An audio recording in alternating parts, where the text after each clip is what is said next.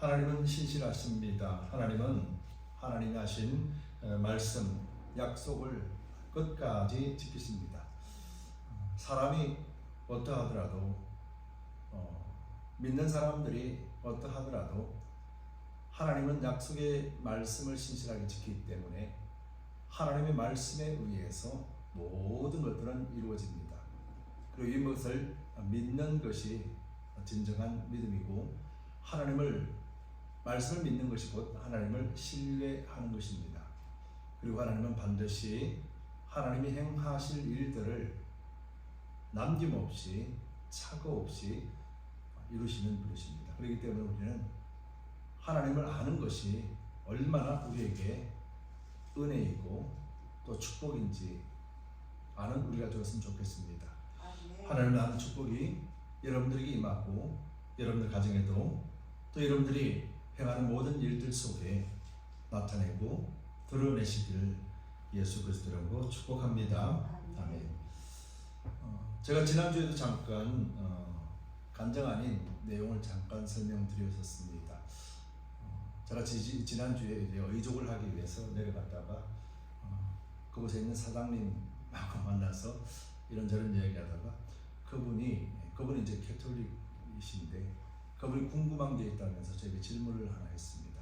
그 질문의 내용은 다른 것이 아니라 지금 일어나고 있는 이스라엘과 이란의 전쟁 또 이런 것을 보면서 이제 강자와 약자에 대한 개념 이런 생각을 하면서 과거에는 이스라엘에 대해서 아주 좋은 이미지를 가지고 있고 생각도 있었지만은 지금 보면은 참 나쁘다라는 내용으로 설명을 합니다.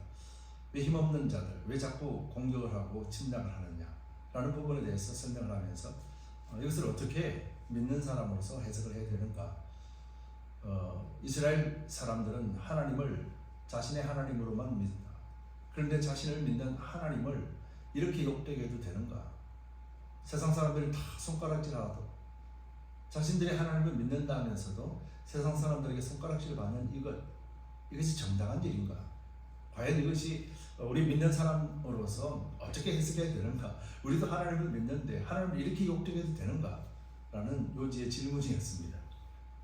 그래서 그 질문에 대해서 이제 성경적인 이제 원리를 통해서 설명을 해주고 그리고 하나님의 신실함에 대해서 같이 대화를 나눴습니다. 그러면서 하나님은 지금 이스라엘이 옳고 그르고 이스라엘이 잘하고 있기 때문에 또는 이스라엘이 못하고 있기 때문에 잘할 때 하나님이 복을 주시고 못할 때 하나님은 책망하시는 것이 아니라 하나님은 지금 이스라엘을 함께 한다라고 하는 것은 결국은 하나님이 성경 말씀 속에서 아브라함의 언약을 통해서 아브라함에게 하신 그 언약이 하나님은 신실하게 그 언약을 지키고 계시는 것이다. 이스라엘이 잘했고 못하고의 문제가 아니라 하나님의 신실함에 관계된 것이다. 그래서 그들이 지금 하나님을 자신들의 하나님으로 믿고 있지만은 그 믿음이 지금 바른 믿음은 아닌 것이다. 그 바른 믿음이 아님에도 불구하고 하나님 왜 그들을 지키시는가? 이런 부분에 대해서는 반드시 알아야 될 것은 바로 하나님이 약속하신 약속 때문이라는 것이죠. 아브라함에게 언약하신 그 언약이 오늘 이스라엘로 하여금 지키시고 보호하심의 결과로 나타날 뿐이지 이스라엘이 잘하고 잘못하고의 문제가 아니라는 것이죠. 그렇기 때문에 이스라엘의 상황을 바라볼 수 있는 그것을 이해할 수 있는 상황은 오직 믿음 안에서만 가능한 것입니다. 믿음이 없는 사람들은 모두가 손가락질 하더라도 믿음 안에서 바라보면 하나님의 섭리를 바르게 이해할 수 있게 되기 때문에 그렇습니다. 그러면서 이제 우리의 문제를 돌아보면 과연 누가 이스라엘이나 이란에 대하여서 옳다, 그르다, 잘못됐다, 잘했다를 누가 판단할 수 있을까요? 이스라엘의 편에 있는 사람들은 이스라엘이 잘한 것입니다. 이란이 잘못한 것입니다. 그런데 이란의 척에 있는 사람들은 이스라엘이 잘못한 겁니다. 이란이 잘하는 것입니다. 누구의 편에 서 있는가 거기서 잘하고 못함이 결정되는 것이지 우리가 이스라엘을 바라보며 옳다 그러다 이란을 바라보며 옳다 그러다 말할 수 있는 상황이 아니라는 것이죠. 그렇게 본다면 우리 그리스도인들에게도 마찬가지입니다. 우리가 우리의 눈으로 바라볼 때는 옳고 그름에 대해서 우리는 판단할 수 있지만 누가 우리에게 그 판단할 수 있는 권리를 주셨는가? 또 반대로 하나님이 이스라엘에 대하여 신실하게 약속을 지키시는 분이라면은 그 하나님이 나의 하나님이라면 하나님은 나의 잘하고 못함의 관계를 떠나 하나님이 나에게 주신 약속을 신실하게 지킨다면은 우리는 이보다 더 감사한 일이 있겠는가? 이스라엘을 바라보면서 그 하나님이 이스라엘의 잘하고 못함의 문제가 아니라 하나님의 약속 때문에 오늘도 이스라엘을 지키신다면은 오늘 저와 여러분들이 믿는 그리스도인들에게 우리의 옳고 그름, 잘하고 못함의 문제 때문에 하나님이 상을 주고 벌을 주는 것이 아니라 우리에게 약속하신 하나님의 약속 때문에 하나님 우리를 보호하신다는 거죠. 우리는 이렇게 생각을 범위를 넓혀 보면은 우리는 하나님의 섭리를 많이 깨달을 수가 있다라는 거죠. 대부분의 사람 이란과 이스라엘과 이란의 관계 속에서 어느 편에 서 있어서 옳다 그르다를 말합니다. 여러분, 그렇기 때문에 옳다 그르다의 기준이 내가 될 때 나는 언제든지 옳고 그름에 대한 분별력을 상실하고 내가 좋으면 좋은 것이요 내가 싫으면 싫은 것이 되어버리는 내 중심 속에서 있기 때문에 결코 우리는 그런 종교의 벽이나 생각의 벽이나 사상의 벽이나 환경의 벽을 뛰어넘을 수 없는 그곳에 갇혀버리는 스스로가 갇힌 존재가 된다는 것이죠. 여러분, 이런 원리들을 우리가 잘 생각해 보면은 옳고 그름에 대하여서 우리는 믿는 자이기 때문에 믿기 때문에 성경에 의해서 우리는 바라봐야 될 줄 믿습니다. 그런 지혜가 우리에게 넘쳐나기를 다시 한번 축복합니다. 그렇다면 또 한 가지 질문이 생깁니다. 여러분들은 하나님 안에서 그리스도 안에서 의롭다라고 인정을 받았어요. 그럼 여러분들은 의로운 삶을 지금 살고 계십니까? 나는 의로운 삶을 살지는 않습니다. 못 삽니다. 그런데 딴 사람이 의로운 삶을 살지 못하고 살지 않을 때 우리는 우리의 잣대대로 우리의 평가대로 분별하고 판단해버리고 정죄하는 수준까지 나아간다면 그 우리 자신에게는 그 잣대가 적용되지 않는다라면 이것이 바른 믿음이고 신앙인가? 우리의 의가 나는 의로운 삶을 평생을 살아낼 수 없는 존재인데 근데 하나님은 의롭다 하신 이유가 뭔가? 우리의 행실 때문이 아니라 뭐예요? 그리스도를 믿는다는 이유, 즉 그리스도 안에 있다는 이유 때문이고 하나님의 약속, 주님 안에 있는 모든 자는 주를 영접하는 모든 자는 구원을 주시는 하나님의 약속에 있다는 거예요. 이스라엘을 평가하는 것도 이란을 평가하는 것도 우리를 평가하는 것도 믿지 않는 사람을 평가하는 것도 모든 중심에는 삶의 모습에 따라서 판단하는 것이 아니라 어디에 속해 있는가가 기준이라는 거예요. 사단에 속해 있는가, 하나님 나라에 속해 있는가, 그리스도 안에 있는가, 그리스도 밖에 있는가, 하나님의 자녀인가, 하나님의 자녀가 아닌가, 하나님의 백성인가, 하나님의 백성이 아닌가, 어디에 속해 있는가, 어디에 소속되어 있는가가 의롭다, 구원받는다, 하나님이 지키신다, 하나님이 보호하신다라는 기준이 된다는 겁니다. 여러분, 이것을 깨닫는 것이 우리가 지금까지 가지고 있던 사상, 종교, 그리고 우리 마음, 내 생각, 내 경험, 내 지식이라고 하는 틀 속에 갇혀 살았던 그 벽 속에 갇혀서 살았던 것을 뛰어넘을 수 있는 거예요. 여러분, 이것들을 뛰어넘을 수 있는 유일한 길은 믿음으로 말미암아 구원을 얻었다라고 하는 말씀을 믿는 것입니다. 즉 믿음 외에는 이것을 뛰어넘을 수 있는 벽이 없다, 그 말을 하는 것이죠. 여러분, 생각해 보시기 바랍니다. 예수님에 있어서 가장 가까운 사람들은 예수님의 가족들이었습니다. 어머니 마리아는 예수님에 관하여서 하나님의 말씀 기억을 늘 했습니다. 그리고 언제든지 예수님에 관하여 하나님이 행하실 일들을 바라볼 수 있는 사람이었습니다. 근데 나머지 가족들은 그렇지가 않았죠. 나머지 가족들은 예수님과 함께 살면서 예수님이 메시아 사역을 시작할 때에도 가족들은 믿지 못했습니다. 여러분, 이것이 무엇을 의미하는 걸까요? 또 한 사람, 오늘 본문에 등장하는 사람입니다. 누구냐면 세례 요한입니다. 여러분, 세례 요한은 하나님의 특별한 섭리 가운데 이 땅에 태어났습니다. 그리고 그는 메시아를 준비하는 자로 이미 성령으로 선택받은 사람이었어요. 그런데 오늘 본문에서 마태복음에 보면은 세례 요한이 감옥에 잡혔습니다. 그리고 제자들 향해서 너는 가서 예수라는 우리 이동 6촌 되는 나의 친척에게 가서 그 사람 당신이 메시아입니까? 한번 물어봐라 라고 하는 그 질문에 오늘 대답하는 내용입니다. 예수님께서 여러 가지 말씀을 하시면서 오늘 본문을 통해서 그 질문에 대한 해답을 말씀하고 있는 내용이 오늘 본문의 내용입니다. 그때에 라고 말하는 25절에 그때에 예수께서 대답하여 가라사대, 여기 그때가 바로 세례 요한이 옥에 갇힌 상태에서 제자들을 보내어서 당신이 오실 메시아 그분입니까? 라는 질문에 관한 내용, 바로 그때를 이야기하는 것이죠. 그럼 여러분, 우리가 세례 요한을 한번 봅시다. 세례 요한은 이종 6촌 관계입니다. 예수님과. 그럼 어릴 적부터 교제가 있었을 것입니다. 그럼 어릴 적에 같이 뛰어놀던 그런 인척 관계입니다. 그리고 같이 자랐습니다. 그리고 소식도 듣고 가끔 함께 만나서 교제도 나누었을 겁니다. 근데 갑자기 어느 날 갑자기 그가 메시아라고 한다면 믿을 사람은 과연 누가 있을까요? 세례 요한이 그것을 믿을까요? 그런데 세례 요한은 어땠습니까? 세례 요한은 예수님이 하시는 행동, 예수님이 하시는 말씀, 예수님이 기적과 이적을 행하는 모습을 보면서 세례 요한은 점점 저분이 메시아일 거라는 확신 속에 나가는 것이죠.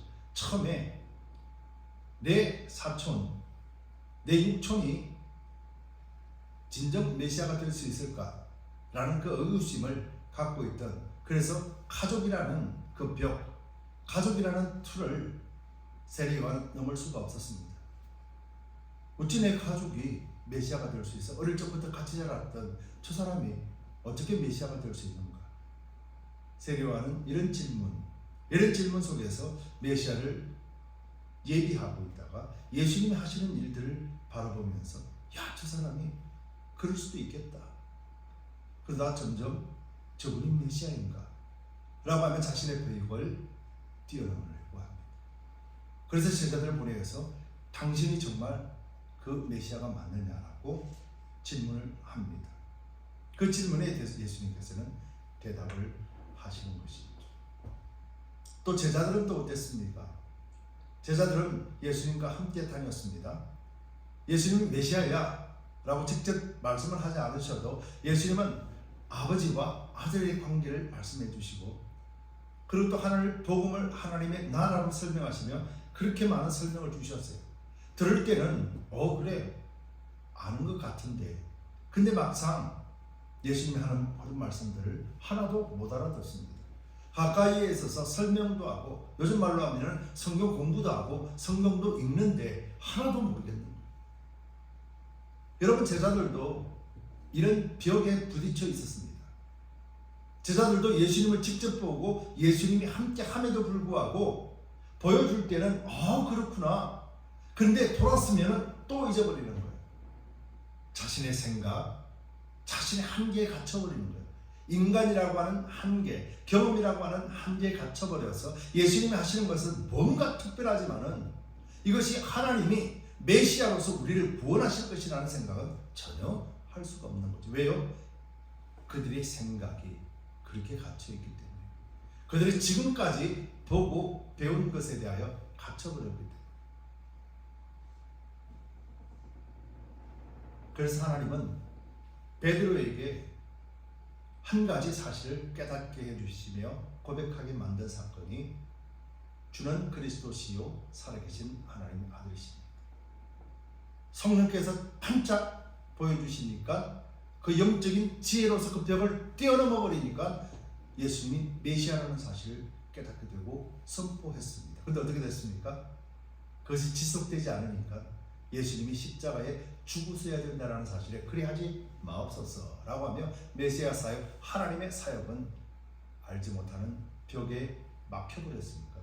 주님, 그러면 안 됩니다. 우리 인간의 생각으로 죽으면 끝이잖아요 라고 말합니다. 그럴 때 예수님께서는 사단아 물러가라 라고 말씀하는 거죠.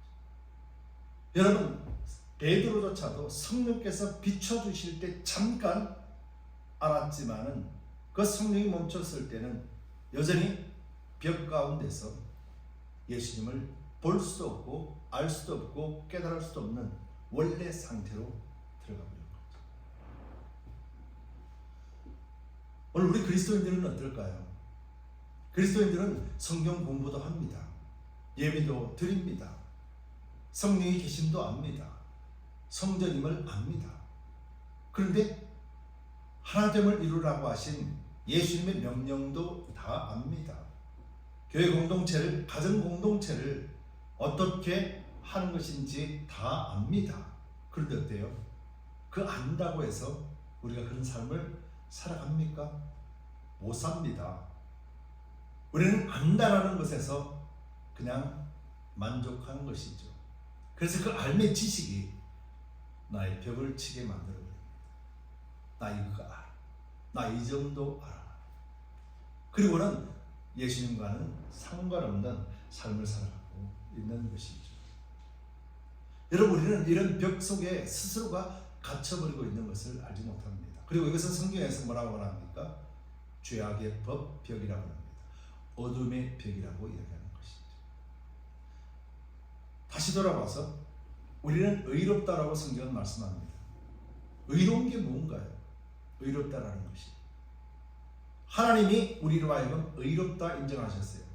내가 의로운 뭔가의 행동을 했기 때문인가? 아니라는 거죠. 의롭다는 것이 뭘까요? 의롭다는 것은 내가 이 땅에서 착하게 살 수 있고 내가 이 땅에서 의롭게 살아갈 수 있다라는 의미인가요? 의로운 것은 하나님 나라 안에서 하나님이 구원 얻은 사람들에 대하여 인정하는 말이 의롭다는 말이에요. 그렇다면 우리는 예수님 밖에 있다라면 우리는 결단코 의로운 존재가 되지 못합니다. 이스라엘이 지금 의로운 존재인가요? 의롭지 못한가요? 우리는 이것을 성경의 관점에서 봐야 되는 거예요. 지금 이스라엘이 의로울까요? 의롭지 않을까요? 어떻습니까? 의롭습니까? 의롭지 않습니까? 의롭다면은 그들은 이미 구원 받은 존재가 되어야 하나님 나라 안에 속히 있어야 됩니다. 그래야 의로운 존재가 돼요. 근데 이스라엘은 지금 하나님을 믿는다 하면서도 예수님을 영접지 않습니다. 예수님을 십자가에 못 박았습니다. 하나님을 믿는다 하면서도 그들은 지금 온전하게 하나님의 말씀을 그대로 살아내지 못합니다. 하나님은 그들에게 예수님을 직접 보내주시고 그들을 이제 율법 속에 갇혀버린 그들을 그것을 벽을 뛰어넘게 함으로 인해서 구원을 얻게 하시는 메시아를 보내주셨는데 그들은 예수님을 십자가에 못 박아버렸습니다. 그러나 오늘날까지 예수님을 메시아로 인정하지 않습니다. 즉 성경에 의하면 이스라엘 사람들은 지금 어떤 존재입니까? 의롭지 않은 존재입니다. 그럼에도 왜 하나님은 그들을 지키실까? 이것이 바로 하나님의 약속, 언약 때문이라는 거예요.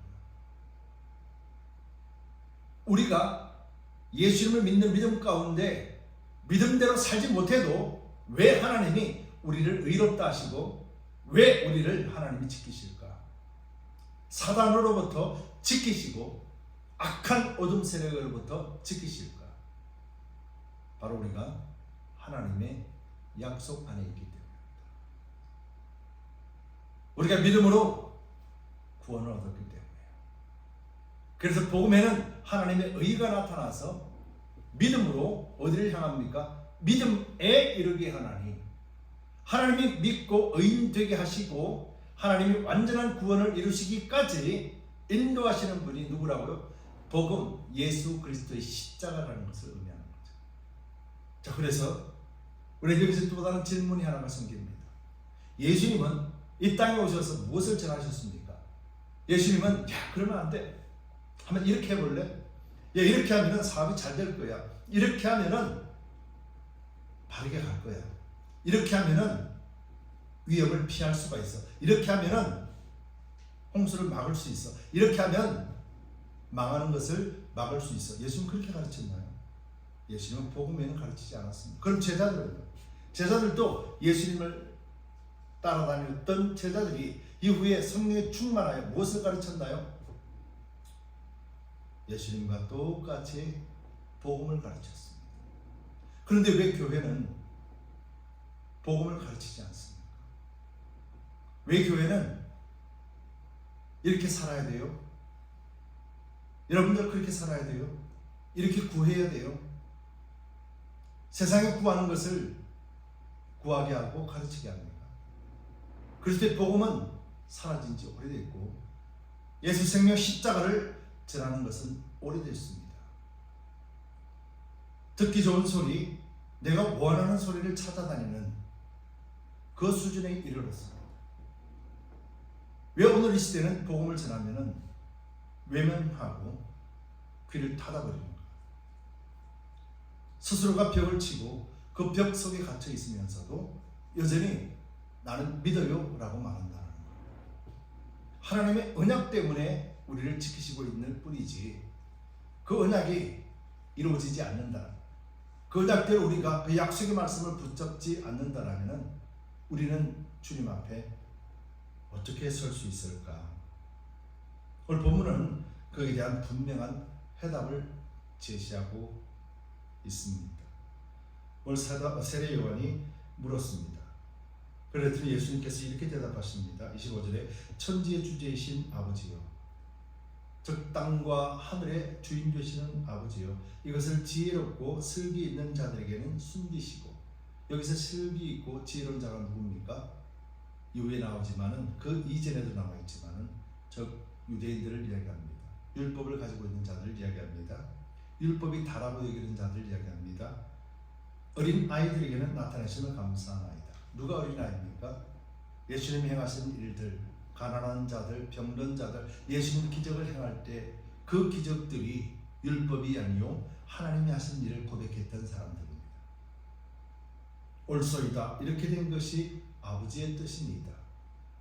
그들에게는 가려졌고 가난한 자들, 겸손한 자들은 받게 하신 것이 아버지의 뜻이라는 거예요.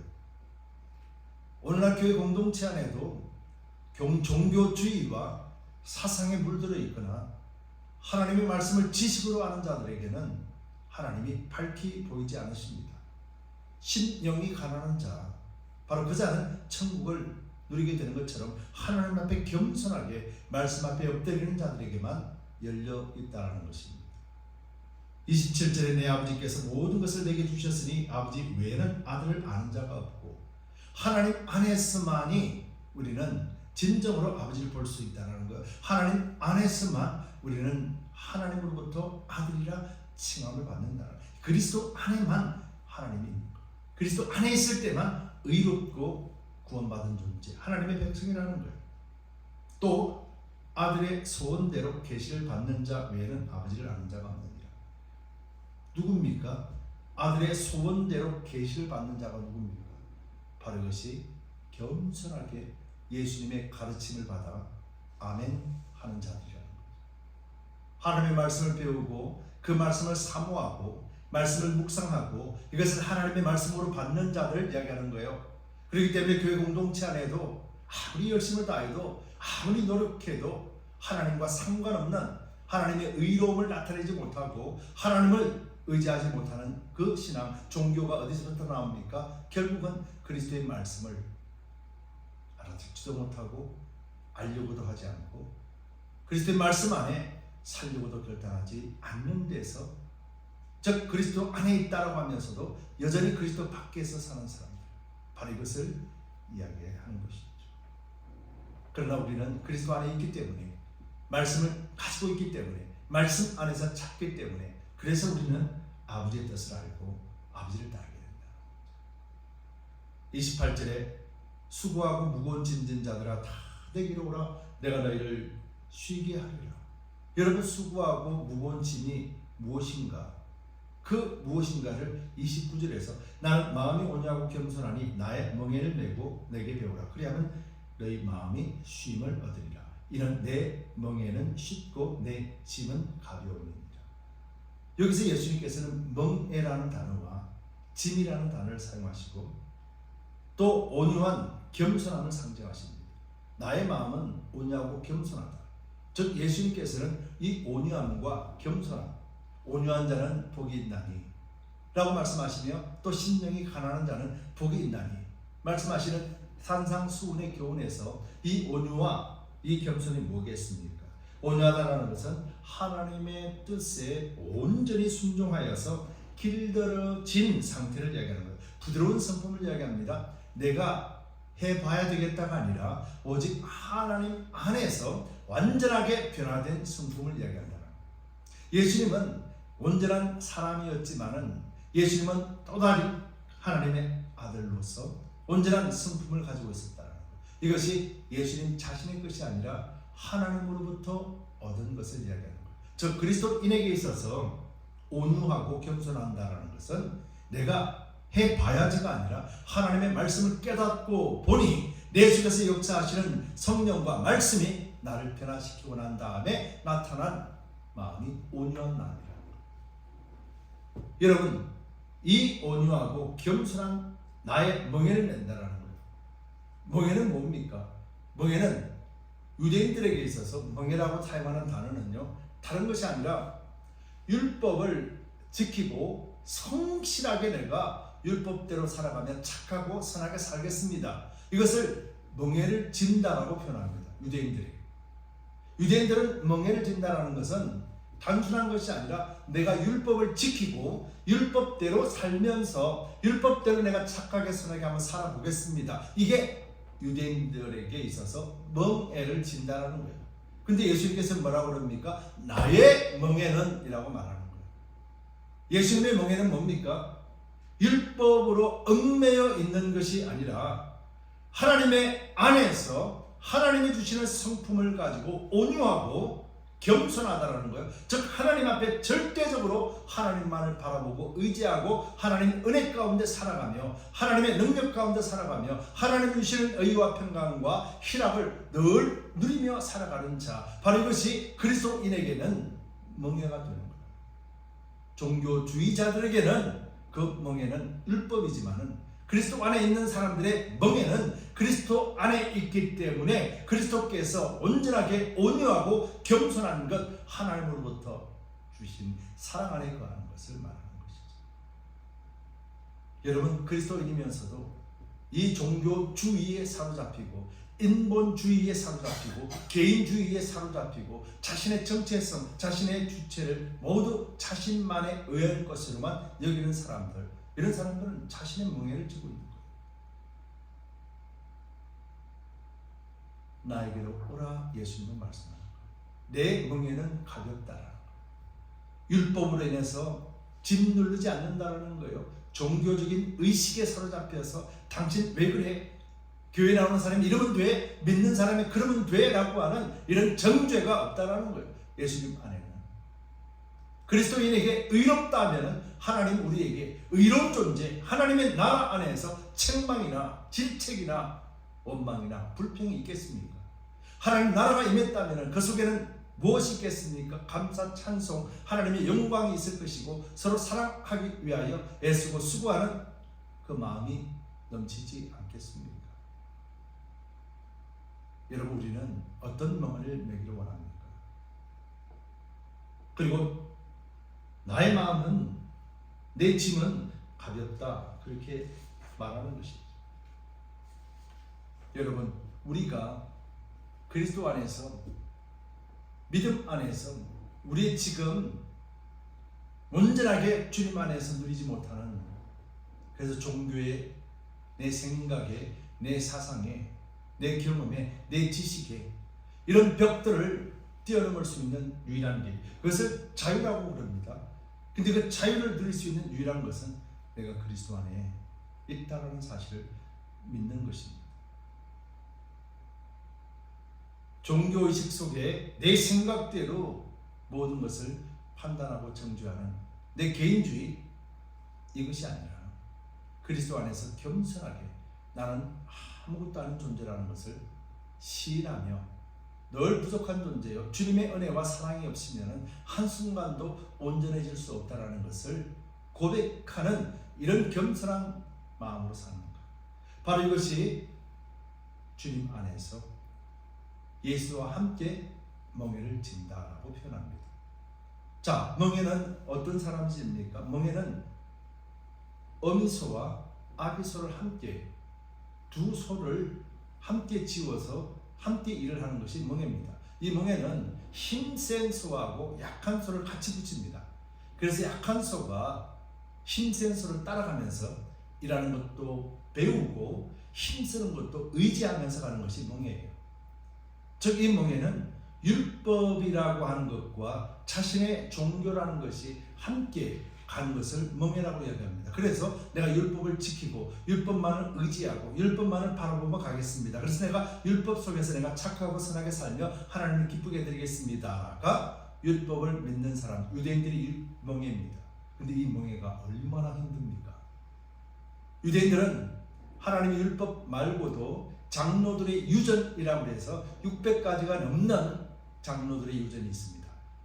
율법을 제쳐놓고도 그 속에서 이렇게 살아야 돼, 저렇게 살아야 돼, 이렇게 하면 안 돼, 저렇게 하면 안 돼라고 정한 것이 600가지가 넘는다는 거. 누가요? 사람이 그렇게 만들어버렸다는 거. 그러면 유대인들이 지금 그 율법과 그 장로들의 유전 때문에 그들이 진정으로 하나님을 바라볼 수 있을까요? 하나님의 사랑을 경험할 수 있을까요?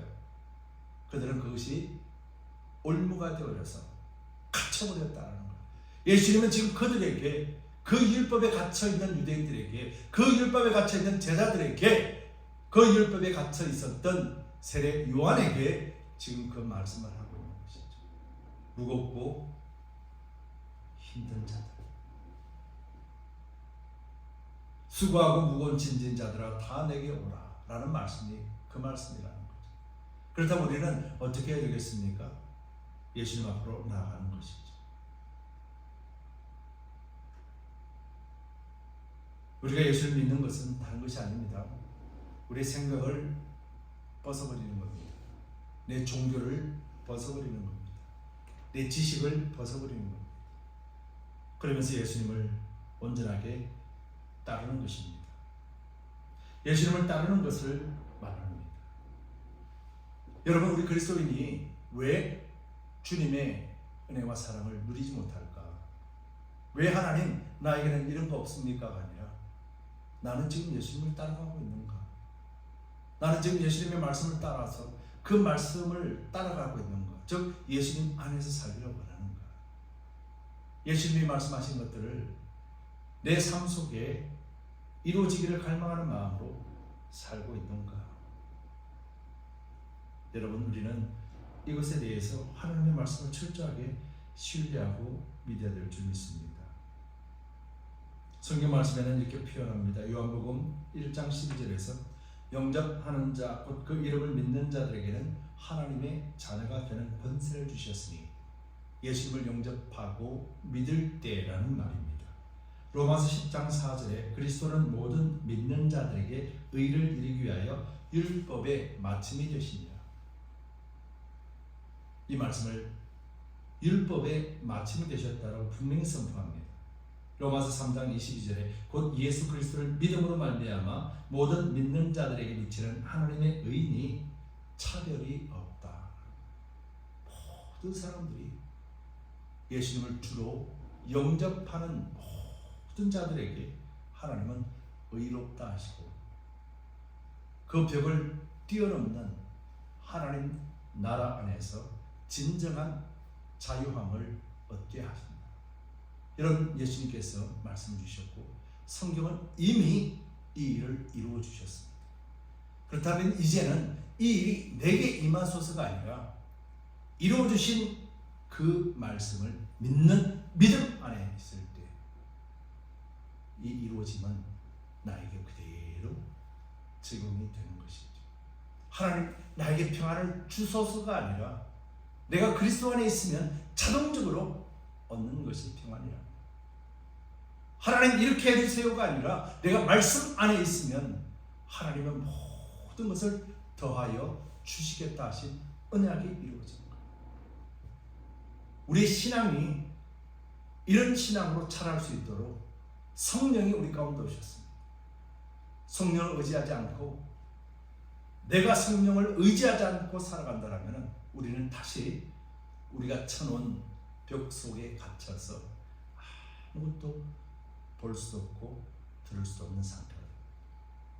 이것을 벗어날 수 있는 유일한 길이 예수 그리스도를 믿는 믿음 안에 있는 것이며, 믿음 안에 있을 때 흔들리지 않고 믿음에 이르게 할 수 있는 유일한 길이 성령 의지하고 성령께서 우리에게 함께 하신다라는 사실을 믿는 믿음 안에 서는 것입니다.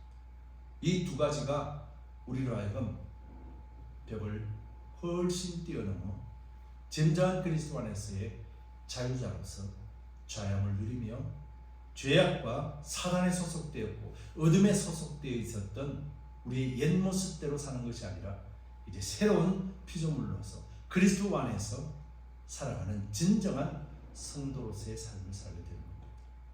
교회 공동체는 이런 모습 속에 하나가 되어지고 이런 모습 속에 연합되어질 때 교회는 세상을 향하여서 진정한 의로운 자로서 행실로 드러내고 나타내는 빛과 소금의 삶을 비로소 살 수 있게 되는 겁니다. 여러분, 이것을 하나님 정하신 말씀과 하나님 정하신 영적 원리 속에서 우리는 조금 더 흔들리지 말고 오직 그리스도 안에 있기를 갈망하는 믿음 속에 살아내시기 바랍니다. 그래서 우리가 하나님 앞에서 참으로 영적 어두움, 영적인 무질서, 보이지 않고 들리지 않는 세태 속에 참된 빛 대신 예수 그리스도를 증거하면서 주님 오시는 날 우리 모두가 주님 앞에 설 수 있는 그 소망 가운데 기대하며 살아갑시다. 그리고 저와 여러분들이 그런 일에 사용되어지고 쓰임받는 축복의 통로가 되시기를 예수 그리스도로 축복합니다.